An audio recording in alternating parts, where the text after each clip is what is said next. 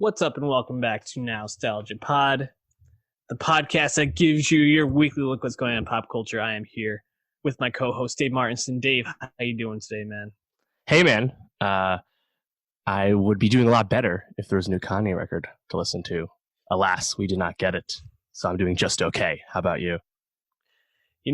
I'm doing okay as well. We have a lot to talk about regardless. We both were pretty skeptical that this Kanye record would actually be dropping. So I had a friend reach out that said, so where were you placing your bets? Kanye record or no Kanye record? I said, pretty sure no Kanye record is coming this weekend. And we'll talk about that a little bit more. But we got movies, music, some movie news to be talking about. So we got quite a packed show still. Before we jump into it, hit that subscribe button if you're watching on YouTube. Go to soundcloud.com/nostalgiapod to find all the ways to check out the podcast. And give us a 5-star rating and review on iTunes. Also, follow us on Twitter @nostalgiapod. Do it. All right, Dave, our national nightmare is over. Spider-Man 3 is announced. Sony and Marvel. Saved, baby. Spider-Man was saved. They came to an agreement. And in 2021, July, Spider-Man 3 will be dropping. How are you feeling about this news? I think most people that reacted to it, us included, certainly did not close the door on this kind of comeback happening. But I think I was a little surprised about how soon it was. You know, we talked about the merits behind Sony's decision to hold firm before. Check that video out on YouTube. But, you know, I guess Disney probably was the one who was probably a little more desperate about it, to be honest, because we know the deal was 25% financing for 25% of a cut. Disney originally was pushing for 50-50. So that's probably a win in Sony's book, in my opinion. But I was actually most surprised just about how soon it's going to be, because when we talked about the Marvel Phase 4, MCU Phase 4 announcements out of San Diego Comic-Con, later D23, we remarked that 2021 already had 3 movies. And now there's 4 MCU entries for the first time in 1 year. That's a lot. You know, we also have 2 DC movies that year as well. It's a lot of superhero movies in like a 7-month span. But, Feige was a big fan of the Spider-Man character, and I think he just wanted to get it done. But, man, he's going to be busy. Yeah, he's got a lot going on, and it's going to be weird because we had the longest layoff without a Marvel movie in the last decade, and then it's going to just kind of ramp up, and it's going to be pretty much Marvel all the time in your face through the end of 2021. So that's right. They have all the shows really in 2021 as well. I forgot. I think they have 4 TV shows. Yep. On Disney Plus, as well as all the movies. Yeah, ton of shit. So it's going to be interesting to see how all of that plays out. And you mentioned Kevin Feige being a busy guy. It's going to be even busier because Disney has tapped him to direct a Star Wars movie in the future. And you have to imagine that this also includes him in some way shaping the Star Wars cinematic universe moving forward. How are you feeling about this news? I'm intrigued, but I'm not sure exactly how I feel about it. Let's talk it out. Yeah, I think there's 2 sides to it. And depending on what you want out of Star Wars moving forward, it probably depends on what side you're on. Kevin Feige, certainly the most successful film producer of the last few decades, at least, is best at kind of commanding a brand, weaving things into it, but keeping a tone, a feel, a look pretty consistent throughout. That's really why the MCU is as successful as it is. It's just really accessible and familiar most of the time. Of course, and then when things are less familiar, that's why we get so excited about them. Black Panther, Ragnarok, for example. Now, there's a bad side to that. We know that MCU or Marvel Studios in particular has been not the best place for directors. They kind of want more ingenue, up-and-coming directors that they can kind of meld and shape and point in the direction they want. Look at Captain Marvel, look at Ant-Man, of course, Edgar Wright dropping out. Lots of instances of this. Doing that kind of wholesale unification approach to Star Wars is interesting just because that has not happened. You know, you can start with the original trilogy, right? Original trilogy, George Lucas doesn't even direct them at the end. It's Irvin Kershner, right? And Lawrence Kasdan has a much bigger influence at the end. And the prequels, that's all George. And these new ones, we know, of course, JJ the first one, Rian Johnson the second one, much different tone, much different structurally, narratively, what it values, what it doesn't. Meanwhile, Rogue One, Gareth Edwards is effectively fired for the third act. Tony Gilroy comes in to finish it off to make the product better. And then even more extremely, Solo, of course, Lord Miller literally fired for vanilla as it comes director Ron Howard to get it over the finish line, right? So I still want to see that Jim Carrey-esque Han Solo impression. I need to see it. It's like the Snyder cut, man. Put it out. So with that in mind, I guess a lot of people, and perhaps Disney, maybe the shareholders, this is probably how they're feeling about it.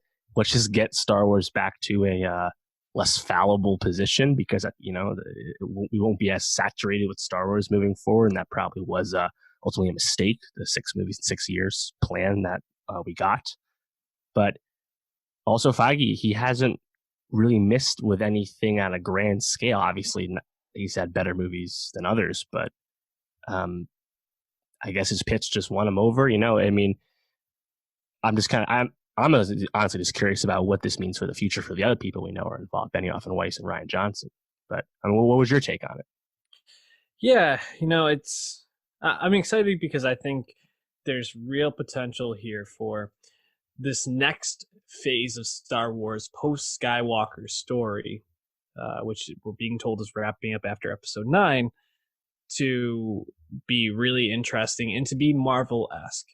Where I'm a bit concerned is I have a lot of faith in Kevin Feige to make something good, but where is this going to become too Marvel-esque? Like, I think there's a difference in a way between Star Wars and Marvel, in terms of Star Wars has followed around a set group of characters for a long period of time, and they started to branch out with things like Rogue One. Even some of the cartoons have characters that obviously were not in the original storyline or were added. So there's some interesting nuggets there, but is Kevin Feige going to be that creator where he's like coming up with new characters, or is he going to be taking old characters and building out storylines that people want to see? Pretty interesting to think about. There's always been the talk about the old Jedi Sith wars and going back to things like that, which Old Republic. Yeah, the Old Republic could be a really interesting time frame. But what Feige had coming into Marvel was he had these set group of superheroes who were certainly not as popular as they are now when he took it over, and he built them up as characters. But he had these already pre-established characters. Can he either take the IP from Star Wars or create new IP for Star Wars that's as interesting as Marvel? I'm not super sold on it, but right. I'm intrigued. I want to see where it goes, because Feige, he's good at weaving the shit in. If you're taking a character or two from this galaxy, and then they have to team up with characters from this galaxy, and you can have these sorts of movies, it could be potentially really, really fascinating. Right. And I mean, I think for any adult fan of Star Wars, whether they were an adult fan back in the day or now, has always seen Star Wars as like the ultimate sandbox when it comes to IP. There's so much potential for things to be done there. And we've seen a lot of that in the video games, in the comics, and the books, and we expect great things of the Mandalorian in this respect. But the Skywalker focus throughout the films maybe has held it back in terms of just truly getting weird and truly, just exploring other stuff. And I think in a certain sense, Feige will be exploring new things because as you said, we're being told that we'll be leaving this era behind. I mean, I still don't know how easy that is to believe until we really get it, of course. And, Benioff and Weiss did sign that big Netflix deal. And they also are creators that have really only worked on one thing at a time. They're not exactly a Shonda Rhimes or Ryan Murphy, who also are with Netflix, who have lots of projects in the tank at once. So I'm just curious, when the reporting of that Netflix deal came out, we knew that they were still committed to at least one Star Wars movie, but perhaps they won't actually do that whole trilogy. Also, this has sounded like Feige's thing was an original pitch. So with Benioff and Weiss drop out. We know Rian Johnson's trilogy, the last we've heard, is still very conceptual, doesn't appear close or anything. So everything's still very much in flux. So I think the influence for Feige really might be up to how much he wants to do, because as we just said before, he has a lot of MCU stuff in the pipe. Maybe he'll take a step back from Marvel in terms of being more of in a leadership role, maybe produce less. I'm not sure, but there's only so much time for him, and he really has his feet in a lot of pots. So I don't know. Yeah, I think with Marvel moving into its next stage, there probably will be some sort of like passing the torch in a sense, that he'll be doing a little bit less production, maybe just some more executive type stuff, and passing the more hands-on to another creator. But it seems like Disney really wants to make sure that the next steps for Star Wars are being handled effectively, which makes sense because it's the most valuable IP in the world. So need to make sure that your golden goose is taken care of. Speaking of golden gooses, not really. I mean, Kanye West, he's a goose, at least. That's for sure.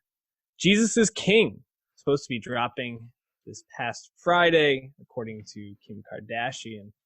And in a sense, it did drop. People have heard the album. If you went to a listening party in Detroit or Chicago or New York City this weekend, you got a chance to listen, watch a documentary by Kanye, and buy a T-shirt for $50 or a sweatshirt for $140. Pretty good deal. That's about normal for his merch. So, I mean, sadly true. Jesus is King, a Kanye West experience, not dropping as an album. Dave, are you surprised? Hell no.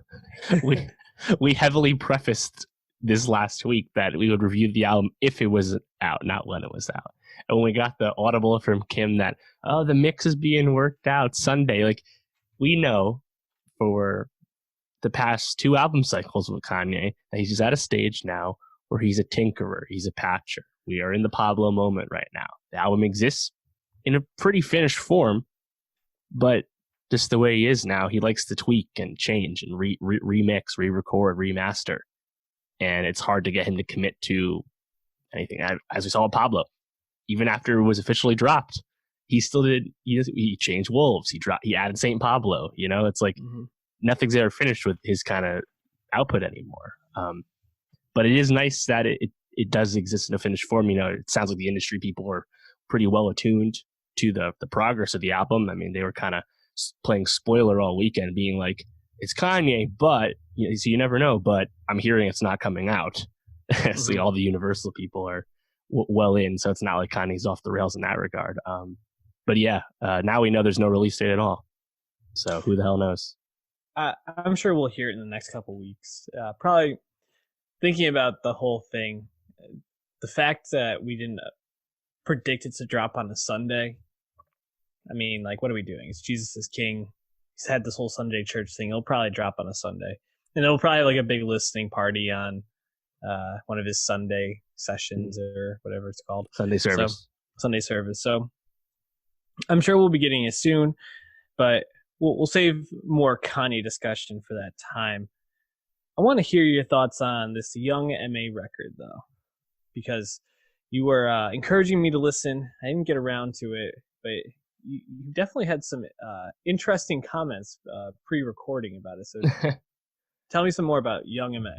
Well, this is funny because this is Young M.A.'s debut album, and legitimately not the hokey Chance the Rapper kind. It's legitimately her debut album, but it's been about 2 years, I think over 2 years now, since Young M.A. blew up with her big hit, Ooh. And, you know, that was 2017. I think that was 2016. 2017, she declined XXL, you know, a bit of a flex at the time. That was starting to become in vogue around that time anyway. But we had this viral hit from this New York rapper, very charismatic, but she's always been notorious for killing it on her freestyle. So she had a big successful flex run a few weeks ago that was trending and whatnot. And we've kind of just wanted to get that project. You know, I think she only has like 2 official mixtapes out. Herstory and maybe some of their EPs, I forget. But yeah, we've been waiting for that. You know, where's the Young M.A. project? Because New York has been coming back in a certain extent, but not in the traditional ways. Of course, your A Boogies, your little TJs, they don't exactly sound like Young M.A, who's really just a rapper's rapper in the true sense. And once we got it, Herstory in the Making, debut album out now. It's long. It's about an hour, 10 minutes, but it's kind of just more Young M.A. And in a sense, I found it a tad underwhelming. Like, Young M.A is really good at telling you how she's going to steal your bitch and makes her feel way better than you ever could, right? That's her thing. And she's really good at it. She has lots of funny lines all the time. And I guess she gets into like imposter syndrome a little bit on this album, but because it's so long, there's a lot of bloat, repetitive stuff. I kind of fell out of the lyrical moments that were here. So it feels like this is a little late. Like, if this came out back in like 2017, when the hype was at the highest level, I think it would be much more satisfying for people. But I think the added wait time probably brought it down. So there's still good stuff on here. Some of the lead up singles like Big, Petty Wop. There's good stuff. And in general, I think she just has kind of a high floor, but she didn't take that next step I think a lot of people were hoping for given this lead up. So a little underwhelming. Well, underwhelming. It's okay. I mean, it sounds like there's still some good stuff on there. And for a debut album, getting a couple good tracks can be a success. But it sounds like DaBaby is having a much bigger year than Young M.A. I mean, he seems to be a breakout star this year, huh? I mean, definitely. Second album in 6 months. And the first one gained a lot of attention. Did we review that? I think we did, right? We didn't review Baby on Baby. I actually was a little late to it. Not till obviously his big hit, breakout hit, Suge came out. And that's got like 200 million plus on Spotify already. That was, he catapulted it onto the XXL radar, acquitted himself pretty well in those ciphers and freestyles and whatnot. And honestly, I think all summer we've been talking about him just because he's been on a really strong feature run. Like Stallion, Panini Remix, Enemies with Post Malone, Hot Summer, the Dreamville album. He's been everywhere all summer. He's been quite hot. And I think it's actually pretty smart to capitalize on that with dropping more stuff. So I think it makes sense. So in comparison to Young M.A, this is a 35-minute album, not too long, but did it still have blow on it, Dave? Because I kind of left with was there's a lot to like on this, but a lot of it started to feel a little bit samey by the end. How'd you feel about it? Yeah, definitely. I think I'm of two minds where there's a lot I do like about him, and I think the production on this album is pretty great. We talk about trap beats a lot, usually in a negative fashion. We like to talk about albums that have something else on the trap beats, but these are just lots of really good trap beats. So I thought the production sounded good. Thing is, though, his Suge flow is all over this again. And that flow is pretty repetitive, I think, because it's a little grating to hear. What sometimes he kind of, I feel like DaBaby falls into the Logic, Eminem, let me cram syllables into each bar, even if it doesn't make sense rhythmically, doesn't really sonically sound that good. He just does it anyway. Sometimes it's fine, it's not a big deal. Other times I think it just kind of muddles the song. So I don't love that flow all the time. I've actually been kind of curious what actually made people get so attracted to him. I think it's really more about the bravado he has, the confidence he exclaims, and ultimately he just makes a lot of fun records. But what I like most about the second album, Kirk, is that he does change that flow up on a few points, like iPhone, for example, a song that I think has a lot of radio potential. That's really fun. And I think he has more of a crossover flow on that. And then you have Nicki switch it up with like a classic double time flow. Her delivery is great as well.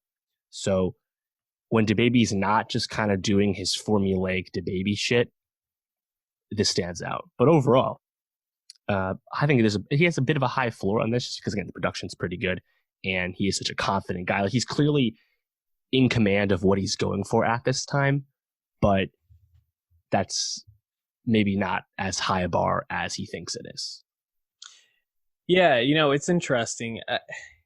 If you really listen in, a lot of the tracks in the middle, you hear kind of that theme of like DaBaby's he's a tough guy. Like, and you shouldn't fuck with him. And that's well and good, and it's pretty fun to hear him like throughout these lines and throughout these barbs, and just it's fun to hear him rap over this trap music. But the interesting stuff to me is when it's something like Intro, where it's a little more introspective and thoughtful, and it sounds great, and you're like, huh, there's like a lot here. It's actually almost like off-putting to hear him start there and then shift Track back one. to like then like shift back to this what he's used to, because it's like, oh, there's a lot of potential in that first song for this album to be something a little bit more expansive or deeper for DaBaby. And then he's like, maybe next time. So I don't know. There's still a lot to like on this album. Don't get me wrong. Like you said, iPhone already on our Nowstalgia Best of 2019 playlist on Spotify, so check that out. But I thought his song Pop Star with Kevin Gates is really good. Yep. I even liked Raw Shit with Migos, even though I don't know if it's Migos' best performance. It still was pretty fun to listen to. So. It's fun to enjoy a Migos song again, isn't it? Yeah. Well, I haven't listened to a Migos song in a while, I haven't had to listen to them. What other songs stood out to you? The iPhone Intro for sure. Off the Rip, pretty cool. I actually like Gospel. I feel again him doing something a little different and molding in with Chance. I mean, YK Osiris, I could give or take, but he fits the song fine. That was pretty cool as well. Actually, on Toes, Little Baby and Moneybag Yo, I think that song just fine, but Moneybag Yo and other guys like Young Dolph, these other Southern rappers that kind of exist in that mainstream, down the line, current Atlanta standard bearing of rap these days, I definitely have DaBaby a step above all those guys. I think he's just a little more interesting, even if I think this flow can be cleaned up a little bit. And it was interesting, you mentioned he's a tough guy. He is notorious for getting in fights in real life and shit. Obviously, he knocked that dude out in the mall that was pressing him, and that just recently, apparently, his security knocked out a female fan at one of his performances. So I think he definitely lives what he preaches, both good and bad. So, don't try him. Yeah, he's capping off a banner year, and I mean, talk about an unexpected coming out of nowhere shot to stardom. So I mean, good for him. I was gonna ask you, other than Megan Thee Stallion, is he the maybe biggest riser in rap this year? Oh yeah, there has to be those two. Gotta be. I'm sure we'll probably be mentioning them on our wrap up music pod this year, but what a year for him, and what a comeback for Sturgill Simpson with Sound and Fury, his fourth album, first in 3 years since 2016's A Sailor's Guide to Earth. And Sturgill Simpson, for A Sailor's Guide to Earth, won Best Country Album at the Grammys, which he also lost Best Album of the Year to Adele that year, which he didn't everyone. Yes. But it's interesting that he won Best Country Album, because Sound and Fury, not much country on this. It's a pretty riveting 45 minute listen. And it's pretty thumping. It came out with an anime film attached to it that was dropped on Netflix. Did you get a chance to watch that? I did not, but the whole story about the genesis of that's very fascinating, because on one hand, so apparently it cost like $1.2 million, that anime movie, and he just basically made the label do it. He's like, yeah, this is something they had to do if they want me to turn in the album. And the whole genesis of his appreciation for Japanese culture and anime and all that is because he was stationed out there with the Navy back in the day. And I think he's just really kind of immersed in that. So really cool stuff. And from what I've read, it's really in your face bit of anime. So that's pretty sick. I mean, you can look into it. The people that made it, and drew it and animated all that, they're all accomplished people that their credits. So he didn't spare any expense with that, which is pretty cool. Yeah, and interesting thing about it is not only is he a really, I think, eclectic guy, and you can kind of hear that in just the way that his albums have gone from being this very country style. You know, when he first came up, people were comparing him to Waylon Jennings in terms of vocal style and like the twanginess and guitar style.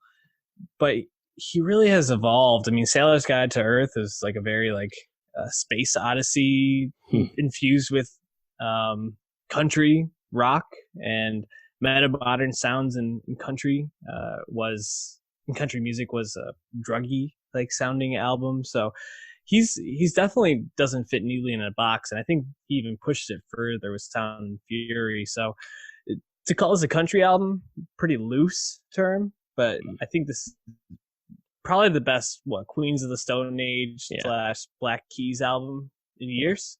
Southern rock, definitely. Yeah. Yeah, it's awesome.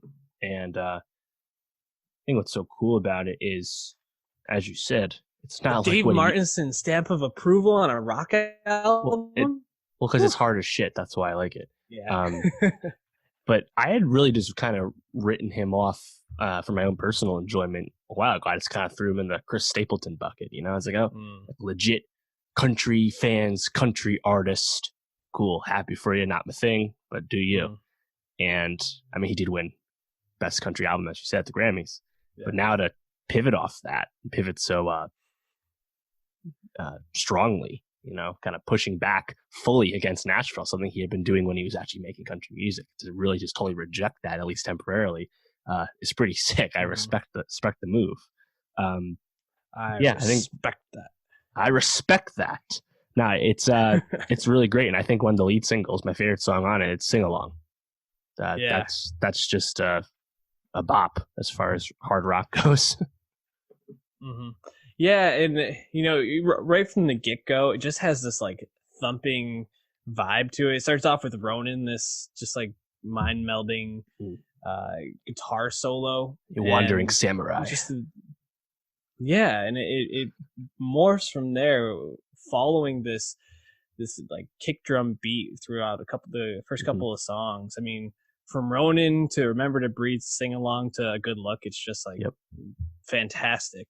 And you're going, you know, you're racing through the album, and then it slows down at parts like Make Art Not Friends, or probably my favorite song, Mercury in Retrograde. Those slow down a little bit.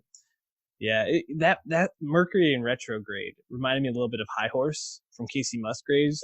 Not in terms of like the danciness of it, but like infusing this like disco-y, like more funk vibe into the rock. Then it felt like it was pushing more boundaries for a rock country song than I had ever really been tuned into. And then, you know, even some of the lesser cuts on this, like All Said and Done or Best Clockmaker on Mars, I still found really captivating, and just an awesome listen. Sturgill, I really appreciate him. I saw him live, I think, at Firefly a couple of years back, and he fucking shreds. He goes so hard live. It was hard to like be pulled in by him, but obviously not like I'm not a huge country fan, so it was like, And you know, he did some good covers, like he did The Promise, and he did Nirvana's what did he do? He didn't do Come As You Are. I don't think that was it. He didn't In Bloom. I don't remember. Yeah, it was In Bloom. But he seems to be a guy that's very thoughtful and wants to make music his way, and I really appreciate that he doesn't let himself get stuck as a country artist. He even said, I could have had 6 country albums out by now, but why would I make the same shit over and over? Yeah, Carmonica did a really great profile about him in the New York Times. I would recommend.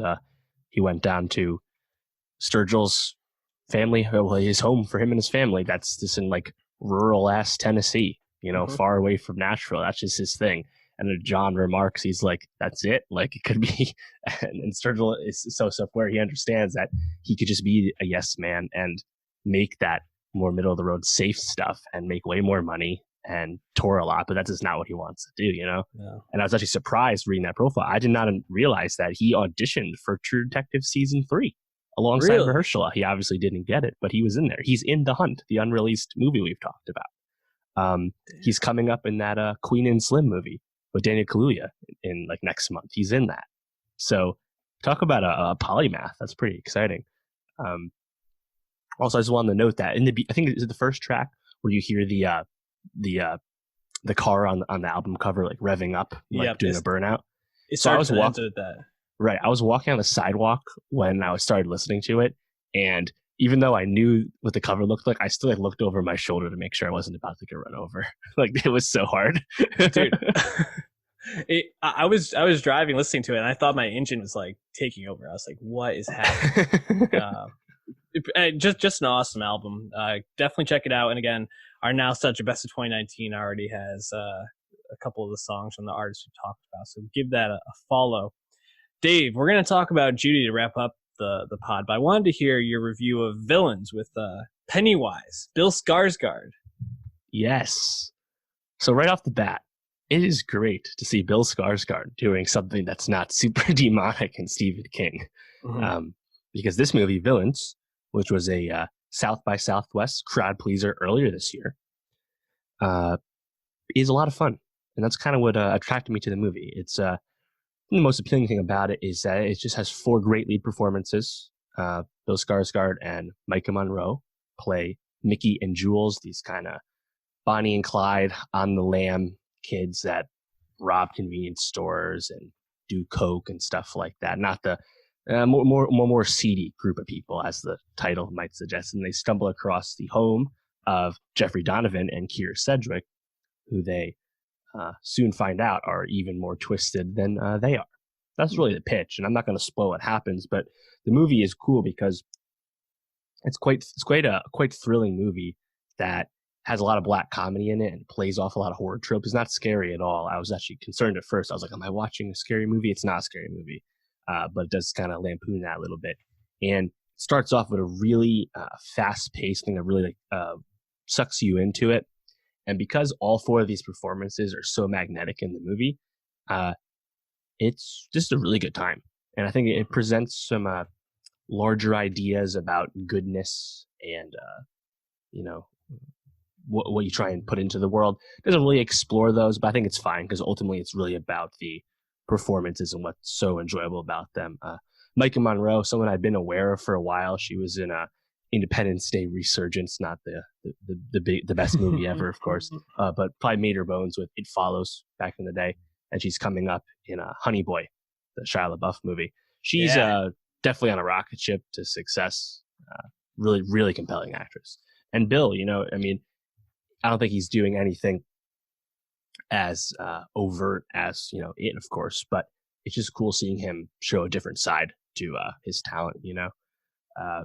And the thing was interesting me about this too is when I was digging into it. So it's directed by these 2 dudes, Dan Burke and Robert Olse. Yes, there it is. I was like, I didn't even write their names down. Yes, so these guys, this is their directorial debuts. This was a Blacklist script a few years ago that kind of got picked up and they got it made, and then it was picked or sold to Gunpowder and Sky, which is this very independent distributor that put out Her Smell with Elizabeth Moss early this year. But it's probably the first movie I've seen from Gunpowder and Sky, and I've since learned that they don't even have them put movies in AMC theaters. It was just in Regal theaters and other smaller ones. So that was interesting. But yeah, I think Villains, obviously this is not a lot of theaters. It's going to come and go pretty quick, but it'll definitely get sold to streaming. So I 100% recommend it. I think it's a really fun time. It's only about 98 minutes or something. So it's quick as well. But yeah, the performances are 100% worth it. So Villains, definitely check that out when you get a chance. Yeah, I can't wait to see it on streaming. The trailer looks awesome. I did have to go to a non-AMC theater to check out the next movie we're going to be talking, Judy. And Judy is a biopic about Judy Garland, famous actress who I'm certain pretty much everybody's listening to this has seen in The Wizard of Oz. I certainly hope so. Yeah, I mean, I guess before we get too far into it, what's your relationship with Judy Garland? Yeah, good question. I was not familiar at all with her music career. That's for sure. That's a big part of the movie. I haven't seen her A Star Is Born remake, but I was aware of it, of course. I think that's the original Star. Is it the original or the second one? I forget. I thought she was the original. Let me check that out. Maybe it is. I don't know. but one of the early ones, of course. That was in the 50s, I think. One of her, I think her second acting comeback, and of course, Wizard of Oz. We know she was 16 when she made that. But I hadn't seen a whole lot of her other stuff. I mean, the golden age of Hollywood is definitely a black hole in my watched films, that's for sure. But I'd been aware of her, her tragic career and how it ended too soon and all that, but I didn't know the details. And I think this movie is effective at kind of communicating the end of that, but as a result, it's a bit of a conventional biopic, which can be a good thing or a bad thing depending on what you want. But ultimately, I did enjoy it. I think it's an effective what it's trying to do, and not that Judy Garland needs her praises sung. Obviously, she's quite well celebrated as one of the best things that Hollywood ever created. But it's still still a little sad to see the end that way. No, absolutely. And you were right. It was a remake. The original had, Janet Gaynor and Frederick March, who I have no idea who that is. But similarly to you, 20s or something, yeah. 1937, then Garland's 54. So 10 years, I think, before this movie takes place. Right.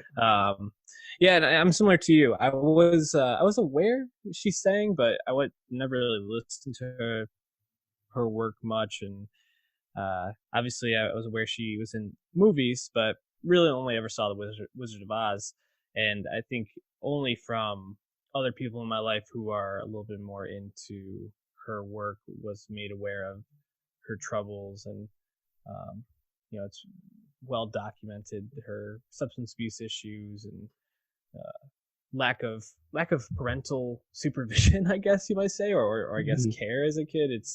It's really sad, and I think the movie touches on it well.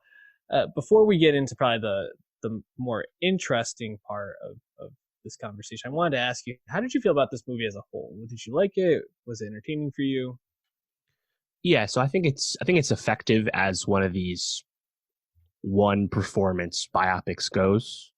I did think it sagged a little bit in the end. Maybe it was a tad long, but the ending scene, which I guess we don't have to spoil it, but the ending scene might be a bit cheesy, but I also think it's incredibly well crafted to the point that it's I heard some sniffling in the audience with me. It's I think it gets across what it wants to get across, and maybe that's too safe for some people. I totally see that, but I also don't have a problem with that, because I think the main attraction, of course, with a one performance biopic movie is that one performance. And when it's as strong as Renée Zellweger is in this, it's hard to be too critical. I mean, I think we all want our Sacha Baron Cohen takes on Bohemian Rhapsody, right? But it's hard for those to get made. So I think this is pretty good, as far as this goes. And again, the performance is so great that it's a must watch, I think. Yeah, that's the thing is, as far as a movie goes, it's okay. I think there's some moments where it really flies and some moments where it drags a bit. But Renée Zellweger is the story here, because her career, she was Bridget Jones, she was You Had Me at Hello, very Cold famous. Mountain. Yep, very famous actress in the late 90s into mid 90s into the 2000s, and then tabloids, people commenting about her looks, her face, things like that, led her to have plastic surgery. Then she was even more scrutinized for having plastic surgery, and she really stepped away from the limelight from 2010 to 2016, returning with Bridget Jones's Baby in 2016, which was a box office success. Maybe not the meatiest role for her. And then since then, she hasn't really been in much. I think she's been in only a couple movies, none that were very successful critically or commercially. So this is her real comeback moment since 2010. And man, does she kill this role. Not only does she really transform, but even though she sings, and she doesn't really sing and sound like Judy Garland much, her singing performances are really just enthralling, and you're just kind of sucked into everything she does. It's really impressive. Yeah, I agree. I think the best parts of the movie are those singing scenes, sing and dance scenes at this. Uh, what was the name of the venue? It had a weird name. Uh, I didn't write it down. yeah, the venue at London where she's Mhm. doing these shows right before she dies, and yeah, those are the best moments. I think that performance, because at this time Judy Garland was, you know, quite messed up, abusing alcohol and abusing pills. Um, it lends to very jittery performance where the mannerisms, the head nods, the twitches, and all that lends itself to a showy performance. And she really does nail that. It did remind me a lot of Chalamet and Beautiful Boy, to be honest, one of those Mm, showy movies that maybe it's glorifying hardship to a certain extent, but makes for a lot for the actor to chew on in the meantime, right? mhm. I think the best scene in the movie, I think, is pretty easily when she meets the gay couple that are big fans of hers and goes back to their apartment. Really, captures the gay icon that Judy Garland was. That was another thing that I Right. really wasn't aware of until I saw this movie and started reading up on it. Mhm. Uh, that, and I forget what song one of her famous songs they sing, but they sing it a cappella or acoustic, right, which is the piano. So it's doesn't even matter. That doesn't sound like Judy because it's such a touching, heartwarming scene. You know, that that's kind of like that magic that you can get in historical biopics when the story is good. Yep. Um, one of the things I didn't like as much was it didn't really. I don't know. It's just she's not a good mom at this time. Maybe she never was. I don't know, but they don't really comment on Judy being responsible for a lot of the things that happened to her at this time in terms of not really having a home and Mm. uh, everything her kids are going through at this time. Obviously, she got fucked up by the studio system from a young age and went from there, but she also was the one who like kind of squandered a lot of her money, right? And wasn't the Mhm. best mom. So it did felt like they were portraying her as a big martyr at the end, which ultimately is correct, but the culpability I think was a little tough to swallow. Like whenever like Rufus Sewell, who played her ex-husband and her the Mhm. father of her two kids, young kids, whenever he would like actually like try and check her on stuff, they would like end the scene. So Yeah. that was just a little grating in the moment, because it's like tough to watch someone who it's not all their fault or really their fault at all, but they just can't accept what's happened. It's hard to watch, I guess. Yeah, they really paint her as a tragic figure, and I mean I think there's a good amount of blame to be pointed at other people other than Judy. I mean, Right. from the time she was 14, maybe even Yeah. younger, she was thrown into the Mayor at studio. MGM, of course. Right, she was thrown into the studio system that was feeding her pills to go to sleep, feeding her pills to be awake. They allude to potential sexual abuse within it, working long hours. It's Yep. it's ridiculous the things that she went through. However, I do feel like the moments where like Sid calls her out and says like, the lawyers, people always ask like, "Where's your star, Sid?" Like, Hmm. we can't make a movie like this, Sid, and like they really kind of let that sit, but don't ever really go back to it. I do think just from the beginning, I was just kind of like, man, she really doesn't seem to be a great mom at this time. Having her kids out late performing with her, kind of using them in a sense. I was like, I think they leave some of those things for you to make that judgment yourself instead of having to say Right. it outright, which is actually funny for a film where the flashbacks are used to be so on the nose Yes. for the other So themes. So like, straightforward. yeah, you're leaving certain things to be straightforward, and then you're leaving this other stuff a bit unsaid.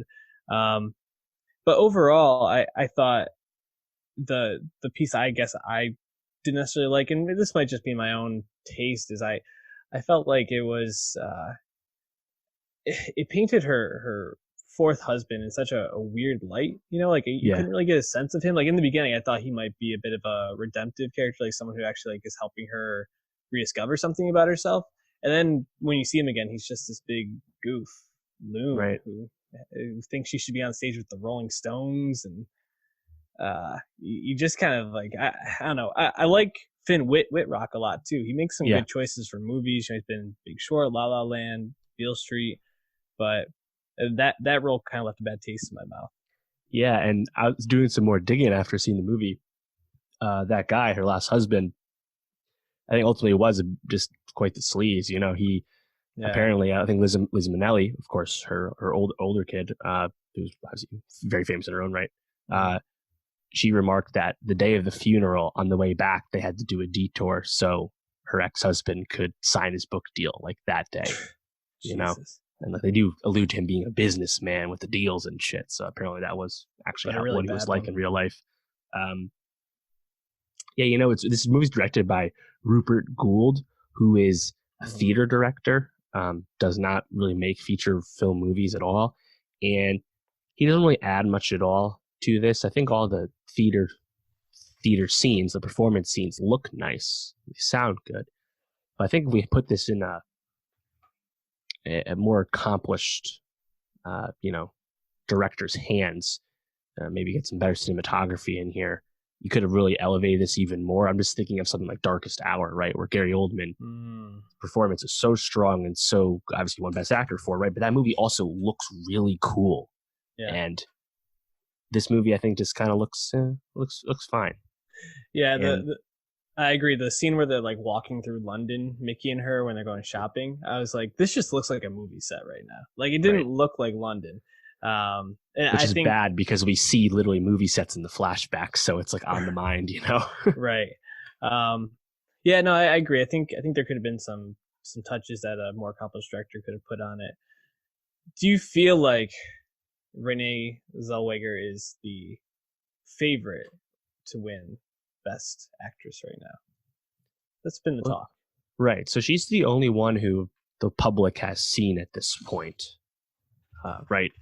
I think our main competition is Scarlett Johansson in Marriage Story. We haven't seen that performance. The film has gotten a lot of acclaim. Most of the acclaim, of course, is going to Adam Driver, but ScarJo is right there as well from what we know from the festival reception.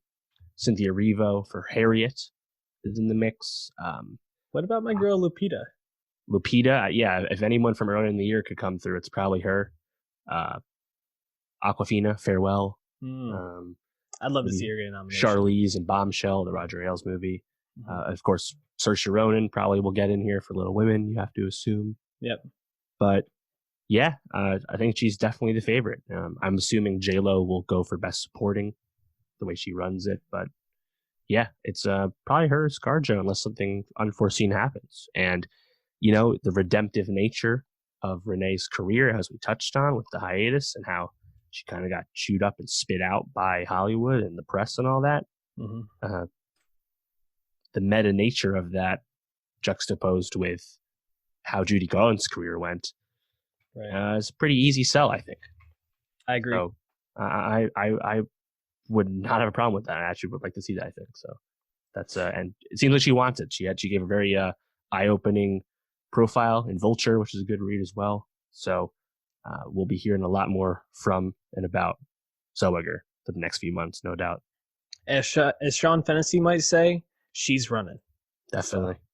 So, I'm looking forward to seeing her get a nomination and potentially win, without having seen the other roles. Certainly deserving. It's quite a performance. I just want to give a shout out to two other people who are in this. Jessie Buckley. Yep. Also on my list. Yeah, you were talking about the actress in the last movie who's on the rise. She's definitely on the rise. She's in Chernobyl, going to be in Fargo next year. Buy your Jessie Buckley stock now because she's electric. She reminded me so much of Haley Atwell in this particular role, and for a while I was like, I want this to be Haley Atwell. But then as the movie progressed, like, oh no, Jessie Buckley's honestly making a lot out of nothing in this movie, which just speaks to her talent.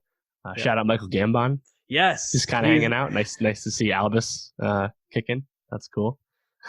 I just always imagine him yelling at Harry Potter for putting his name in the Goblet of Fire. Right. Can't see him and not think about it. Anyone else on your list? I mean, yeah, you mentioned Finn already. I mean, there's not a whole lot. Shout out Bella Ramsey, aka Liana Mormont, playing the young daughter. When I'm watching in the beginning, I'm like, who the fuck is this? I picture her face. Who is this? And then it came to me like in a few minutes. I was like, yes, R.I.P. Liana. Yeah, she was pretty good too. For also not having a lot to do. So Yeah. yeah. I was actually going to ask you. So this movie, A- cinema score, 3.1 million out of only 461 theaters. That's a excellent start for a movie, this type of adult drama. That's great. The audience demographic, though, 60% female, 79% over the age of 35. We are the farthest thing from this demo. I took a look. I saw this on a Sunday night. It was still pretty full. I think I was the youngest person there. I don't know about you. Yeah, I went with my girlfriend Julianne, so she was the youngest person there. But right. we were probably the youngest by at least 20 years in our theater. It was a lot of old heads, which is fine. Good. They need something to watch too. So. Yeah, I know when the end chirons come up where it's like Judy died 6 months later, then she was 47. There's like a gasp, a small understated gasp in my thing. And it's like, everyone knew she died young, right? You're the olds here. You have more connection than me or you do. Like, how do you not know that? Yeah. Plus, you also, I guess I didn't know that this movie was showing me right before she died. Like, I didn't know it was 6 months part, but I didn't know she died when she was dumb young. So kind of funny that some people had no idea, apparently. Yeah, it was the exact same experience. And walking out, Julianne and I were like, why the fuck did they gasp? Like, did you not know what was going to happen? Like, I guess maybe not that soon, but like, we all know she dies young. Like, right. And the way the movie's playing you at the end, it's like it's really trying to, play a step on your heartstrings. And again, I think it's effectively done. They don't play it that way to be like, Judy Garland turned her life around and lived at the ripe age of 85. Like, that's not how that ends, No. Yeah. Anyways, why don't we wrap up there for this week, Dave? Because we got some stuff to talk about next week. Tell the people what to be checking out. Speaking of Oscars, Joaquin Phoenix, who has not won yet, Joker, baby. A lot to talk about. Lots of pre-release controversy that we'll dig into as well. The merits or lack thereof of that. There's plenty there. So Joker is coming out. Danny Brown, new album, Atrocity Exhibition. His last one was fire. Now, if you know what I'm saying, that lead single Dirty Laundry is on our playlist. Love that track. Big Mouth's premiering on Netflix, if that's your jam. People like that. Also, Peaky Fucking Blinders. It's been airing in BBC. We get the Netflix release for us in the US come Friday. We'll be talking about The Politician, though, which recently came out. And then also on your radar, we'll talk about this soon, the Succession finale this Sunday and the Mr. Robot premiere, the final season. So October, you look at the calendar, man, there's a lot of shit to listen to hear. So make sure you subscribe because we're talking about all of it. Hit that subscribe button and go to soundcloud.com/nostalgiapod to find all the ways to check us out. We appreciate you. Peace out.